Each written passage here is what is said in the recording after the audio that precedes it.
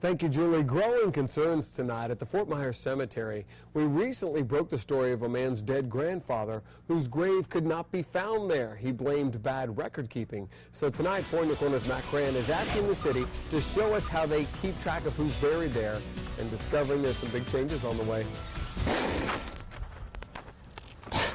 After years of searching, we were there when David Johnson said goodbye to his grandfather. I was pretty sure it was you down there. But there were still doubts. Johnson's grandfather was buried in the Fort Myers Cemetery without a headstone back in 1965. Nearly 50 years later, Johnson went to pay his respects, but the city couldn't find where his grandfather was buried. It was a hell of a thing for me to lose him, but for them to lose him, that's even worse. According to the cemetery's burial records, Johnson's grandfather was buried somewhere in the northwest corner of Lot 5. After a few days of searching, the city says they identified the spot. I can only go by the legal description, sir. But Johnson isn't convinced, so we went to the city clerk, who says she's confident they have the right location. Each lot has an address, and that's how we locate people. The city used these old cemetery maps to help identify the gravesite. They also used equipment to confirm there's a coffin buried underneath this marker. But we discovered the maps the city's using are old, faded, and torn in some parts. Some records are